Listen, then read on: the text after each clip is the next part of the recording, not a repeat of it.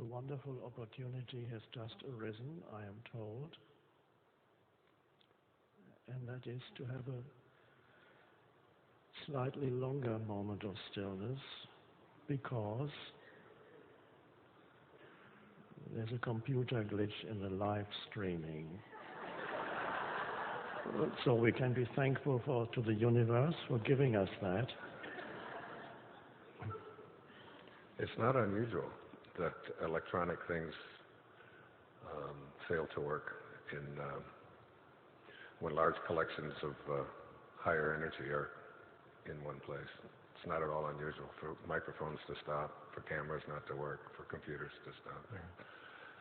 Electromagnetic fields of these higher energies seem to wipe out these lower ones. I've had that experience. I'll perhaps share it with you later. So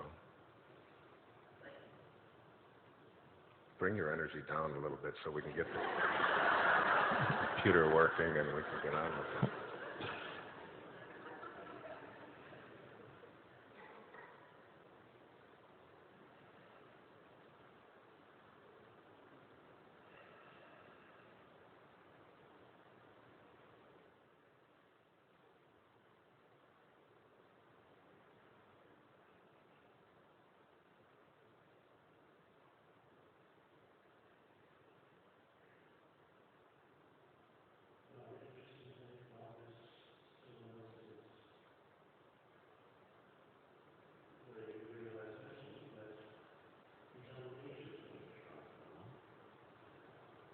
Can just be alert, present.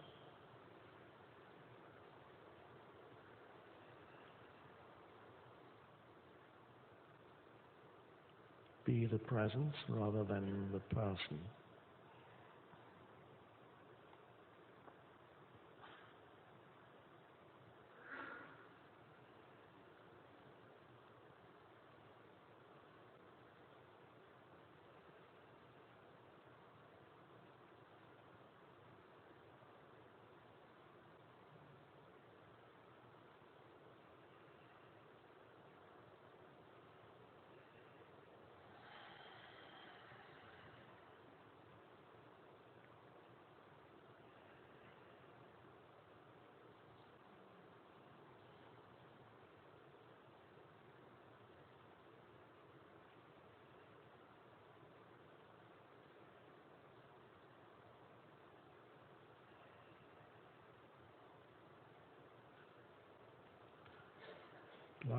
Perhaps we can start by talking about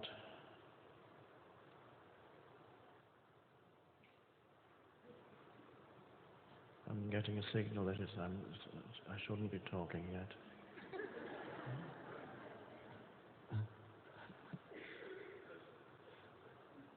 Let's just talk a bit about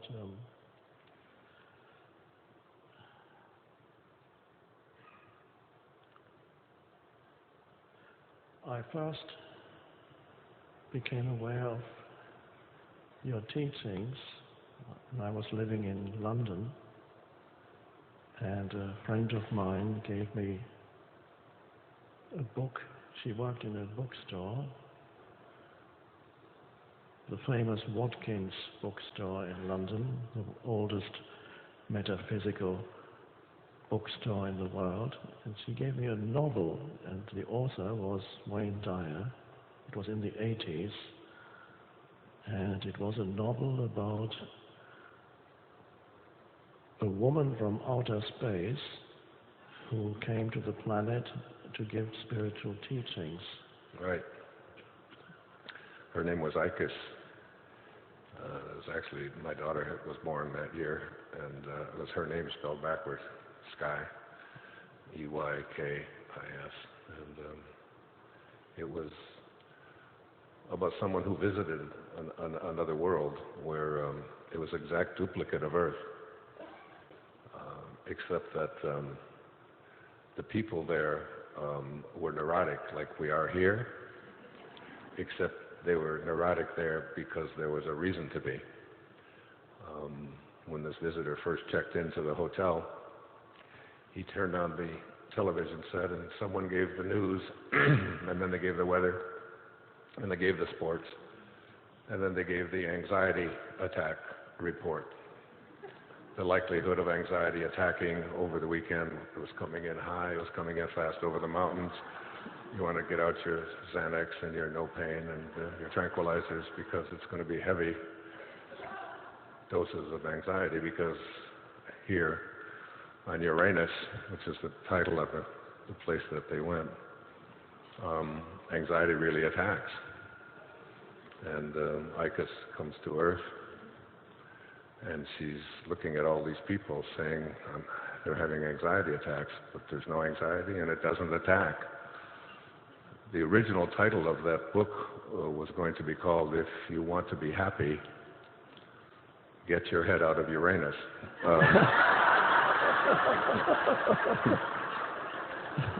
But it turned out to be a little bit more serious. And we're actually we're making a movie of that. Oh yeah. Book. It's the only fiction thing I've ever undertaken. Oh yeah.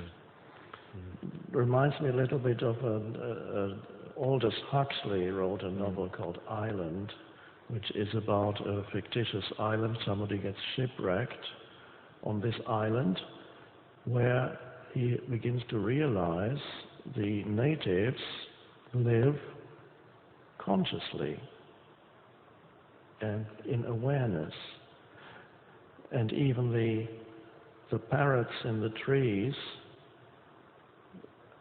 have been trained to remind people to be conscious, so they say things like, attention, attention, meaning be present, be there. One could say, be there as the witnessing presence of your mind. So, if you haven't read it yet, you might enjoy that. And is your book still available? It is. Yes. It's still in print. Everything I've done is still in print. It's amazing. It's called Gifts from Icus. Yeah. But what you're saying reminds me of, do you know who Mary Oliver is? She's a well-known poet. She wrote a poem I used to recite in my talks called Wild Geese. And she was asked, what's the secret to living an enlightened life?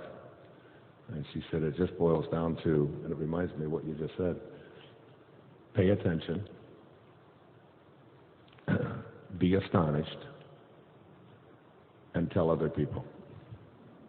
She said that's all you need for a successful life. And I think about paying attention is the key. It is. It's a big part of what you do, I know. Yes. And that's, of course, I've told that story quite a few times in the past, but not for a few years, so maybe I can say it. It's about a Zen teacher who actually lived, I don't know when, 100 years ago, in Japan, and his only teaching, whenever he was asked to explain the meaning of Zen, his only answer would be to raise his index finger and look at you. That's the meaning of Zen. What it points to, of course, is the state of presence, the alert presence. That's just the whole teaching. Of course, Zen is, many people who are drawn to Zen try to understand it conceptually, and they just don't get it. I know there are Zen monks who just don't get it because there's nothing to understand conceptually. It's entering the state of consciousness of presence. So it's frustrating. So Zen developed methods to frustrate the mind even more so that it finally gives up its attempt to understand or to know conceptually. Right. And that's really, that is not just Zen, that is really the essence. Even Course in Miracles says, your understanding is not a powerful contribution to the truth. So true. And the paradox is that out of that state of presence, very often, if there's really something you need to know, it arises. Right. Yeah, someone sent me a T-shirt that I gave to my son. It says, "Don't just do something, stand there." And it was like a Zen master. Yeah. And that brings us to an interesting topic, and that is being and doing.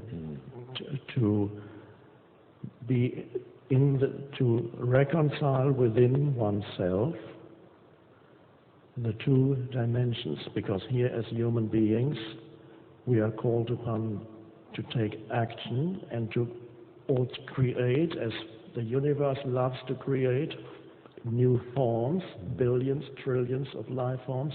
We are part of this love of the universe to create form.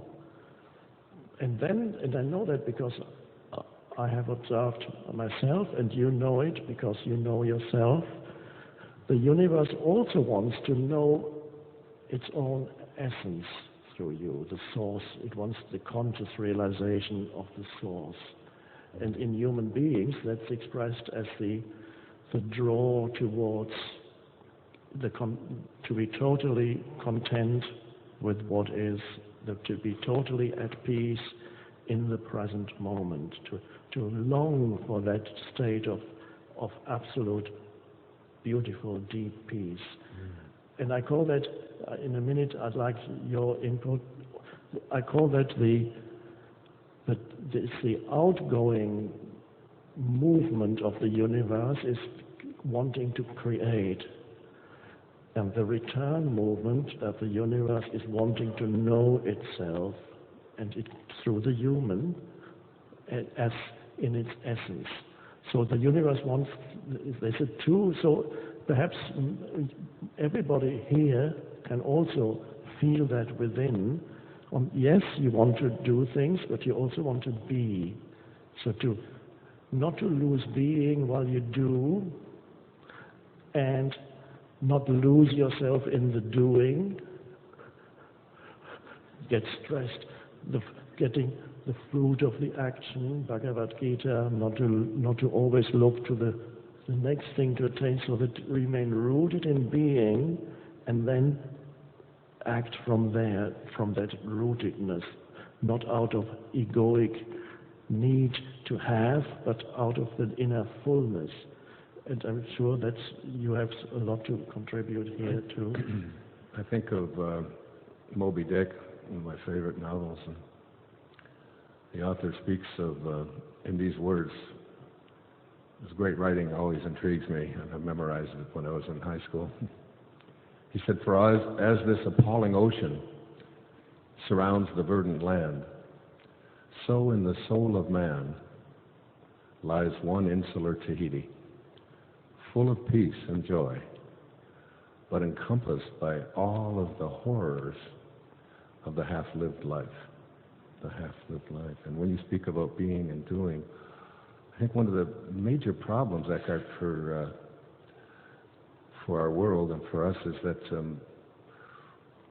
we really aren't raised to believe in our extraordinariness, about how extraordinarily, how divine we are, that we're all not just pieces of God, but that we are all God. We are all part of God.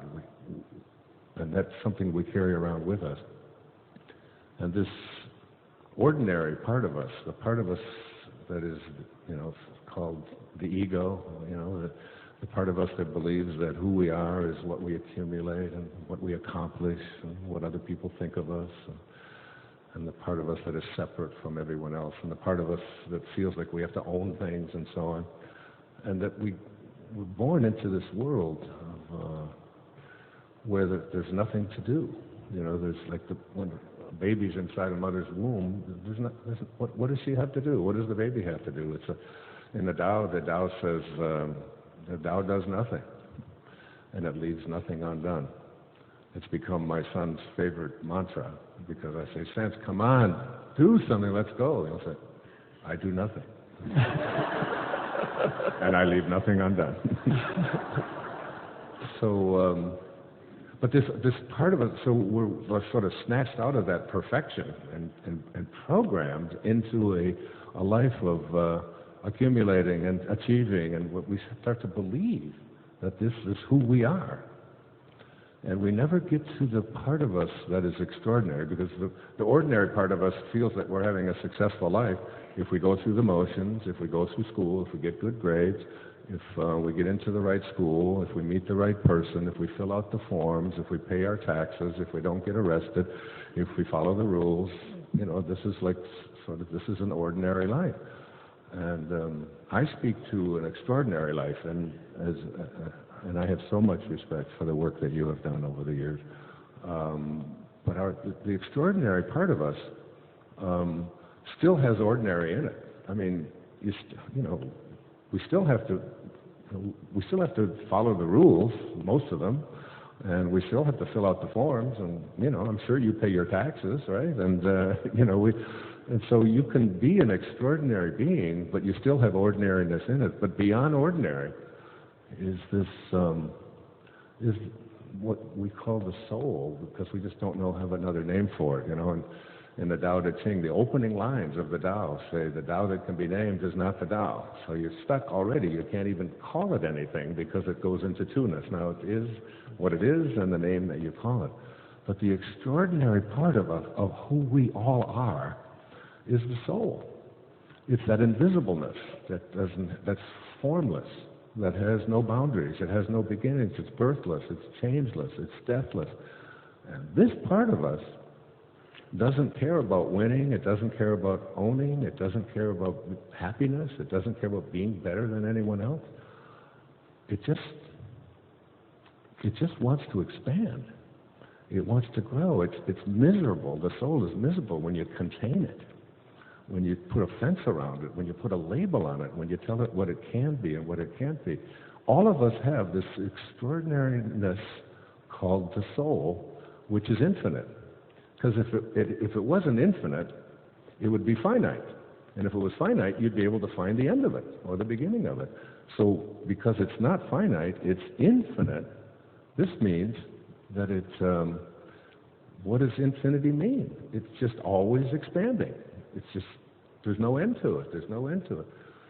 This is the part that we need to address, I think, within ourselves, is this infinite part of us that doesn't need to fit in, doesn't need to be right, doesn't need to be better than anybody else. It just wants to expand and grow and not be told, this is what you can do, this is what your limits are, this is what's not possible for you. And I've always, I don't know about you, but always, my entire life have just been intrigued by extraordinary people, by extraordinary events, by people who can do things. As soon as I see someone can levitate, I was like, I want to know all about that. You know, how do you go about this? Someone who can, you know, Carolyn Mace talks about defying gravity, or Joel Goldsmith says that in the presence of the God realized, the laws of the physical world